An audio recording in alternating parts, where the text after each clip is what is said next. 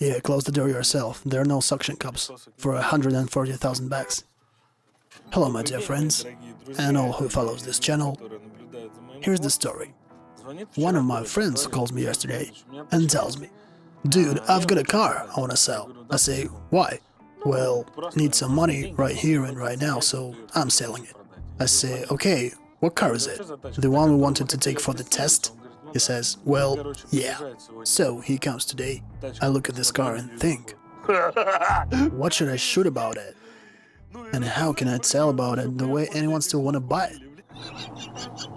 So friends, today we have a new generation Lincoln Navigator. I'm Davidich, it's D3.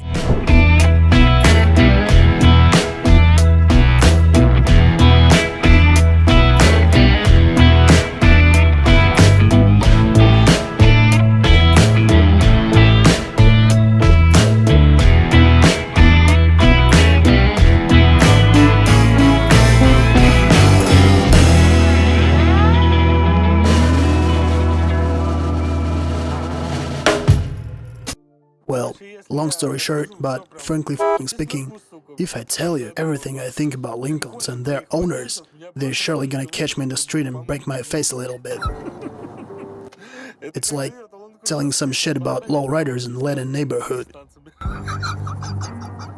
So let's just think about it theoretically.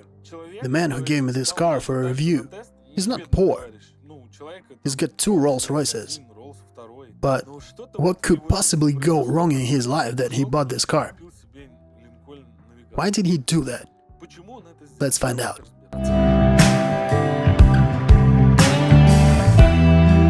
Let's talk about this car in general. It has about 1 billion seats and a very high ceiling, so inside you feel yourself like in your personal office or in a bus. Yes, I feel myself in a bus, a huge automobile. I can say that the interior is a f***ing endless hallway. I don't have any idea how long it is. Way too long.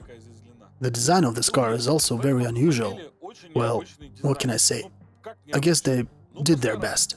I used to very miserable and poor interiors in American cars. Have no clue why they usually do it with their asses but no hands. But this time they really made an effort. There are a lot of stylish lines. I can't say it looks luxurious or expensive, but if you have just got out of a Land Cruiser 200, it is luxurious and expensive. If you get in this car after a Lexus LX570, it is not worse, and in some points, even better. For example, there are some enormous quantity of compartments and places you can put your stuff in. Quite simple but intuitive buttons. The air conditioner and multimedia controllers are in convenient places. The multimedia display is big and good looking. It's nice. The dashboard is way too unusual. What I mean is, it's just black, and all the symbols and white text appears on this black background. But that helps you to focus all your attention straight where it wants you to. Check it out. You can't see all the unnecessary numbers on the speedometer. I drive like 20 miles per hour, and I see only the speed I have, but when I accelerate to 40 or 60, these numbers become brighter. And it shows both in kilometers and miles. That's the first time I see it in any car. You may be surprised, but the seats are also out of the ordinary. Not like in other American cars, where seats never move anywhere and have no extra functions. These seats have lots of options, and I mean it.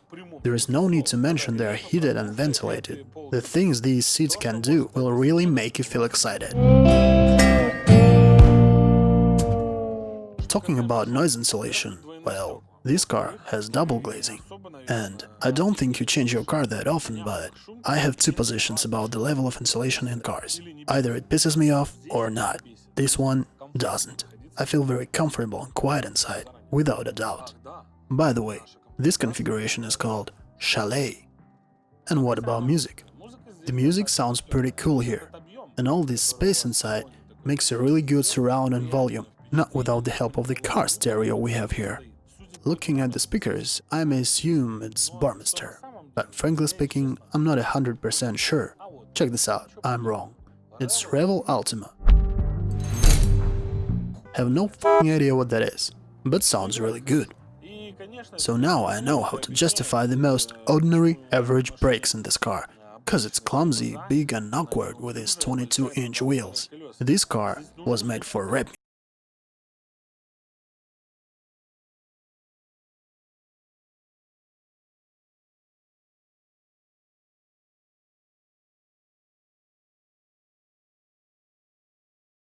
So what's inside of this crazy truck? If you look at it, you may think there is some classic V10 Hemi, and you will be wrong. That's because they stuck a 455 horsepower engine in this car, which is a V6 with two big turbines. They shoved an engine from Ford Raptor in here. And mind that it has 22-inch wheels. But when I press the gas pedal, it accelerates pretty well.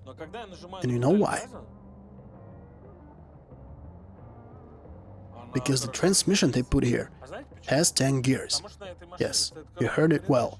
It's 10-speed automatic transmission, and they made them pretty short, so the gearbox switches really fast. And this is why the car accelerates that fast. But unfortunately, with all these 10 gears, they couldn't give the transmission the necessary motion smoothness. They didn't teach it how to work and synchronize with this engine. And objectively, the car feels a little bit twitchy, and I don't like that. Despite all efforts of their technical experts, who developed this suspension and tried to make this car comfortable and at the same time well handling on the road. With such length and frame structure, its body and frame based on Ford F-150, they didn't succeed. And there is no way it could work out. That's why this car is a classic American automobile, with its own history, habits, character, and the way it feels on the road.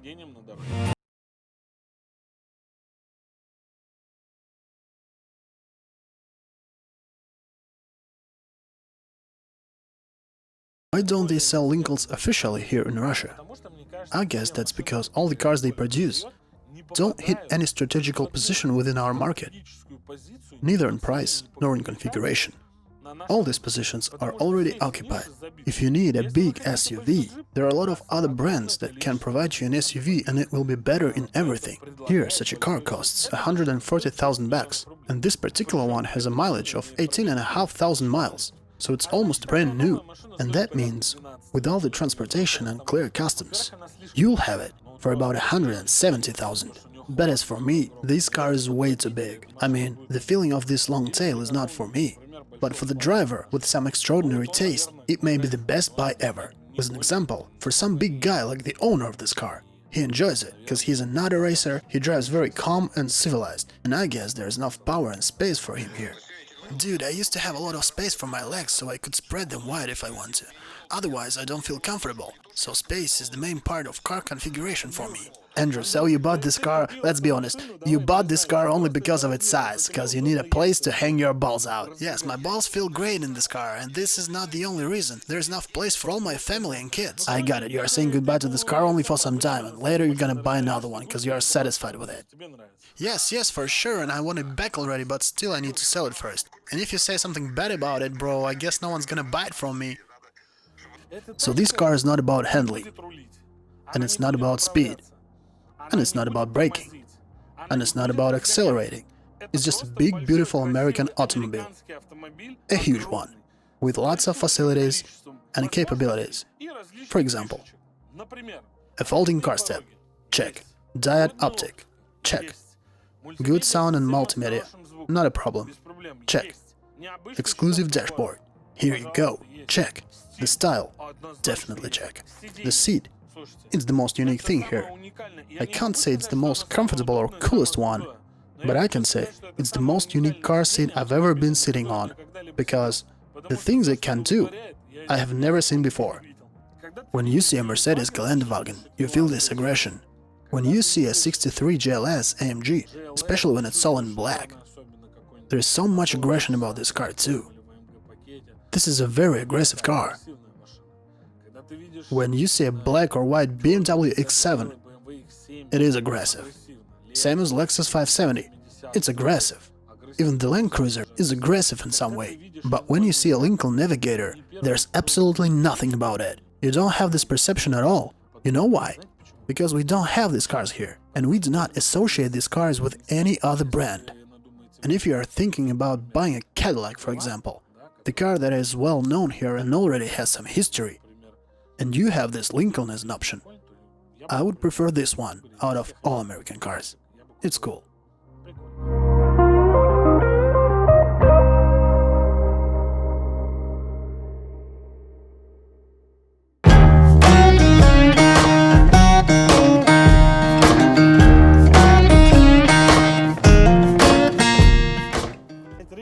God damn it, guys, I'm sorry for reviewing this car. I took this car for a test, because it's so rare here and there are only 3 of them here in Moscow. And I thought that would be a good point to drive a Lincoln. I'm sorry.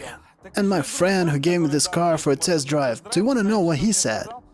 Listen bro, just say somewhere in the end of the video that its mileage is 18,500 miles and I'm selling it for 140,000. And just leave my phone number.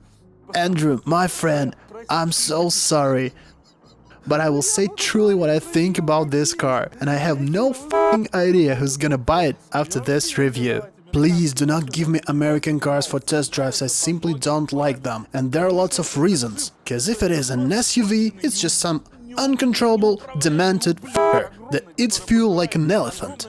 Or if this car is trying to be something like a sport car, then it's gonna produce lots of smoke and scream like a bitch so everyone in your neighborhood will hear it. And it also will be uncontrollable and not high technological. And this is the nature of all American cars. Who can love this thing? Only a man who doesn't care about how fast he can move, or how fast he accelerates, or how fast he stops. If you don't need these 3 points, this car is for you, and not only this car. I mean, all big American cars. After 5 hours of owning this car, you are not gonna perceive this face the way you see it right now on the screen. More than that, hear what I think. This is a new generation of this car. Why the hell didn't you do some normal headlights? Okay, here are diodes, nice. You got rid of xenon, now we have diodes, but where is the beauty?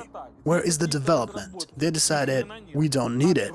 Here's the enormous and stylish grille, made in chrome. By the way, this logo is supposed to beam, this one doesn't. Guess it's dead already. The car looks brutal and its front is really pretty, but this is all I can say about its outlook.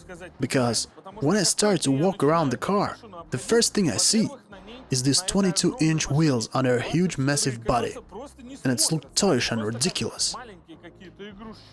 If you make a new generation car, why would you do such a horrible S? What the hell is this?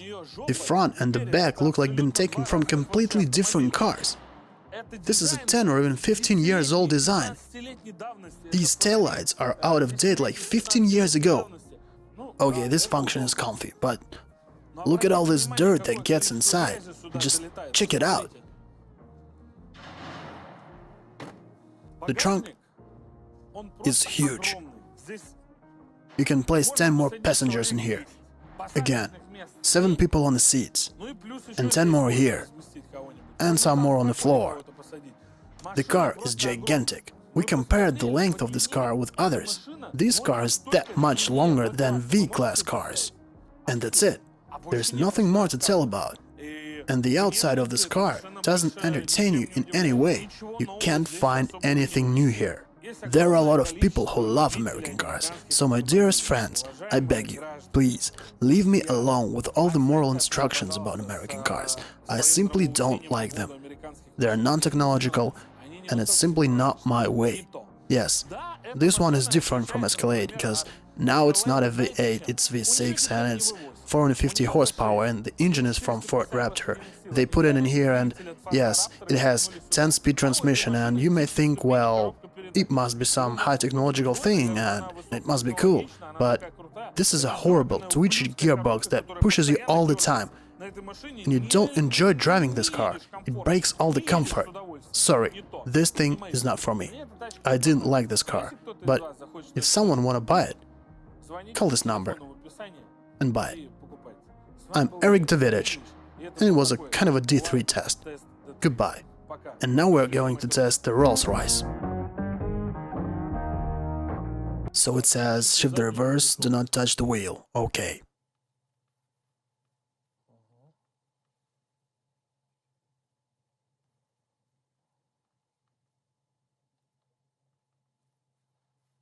My Rolls-Royce can't do that.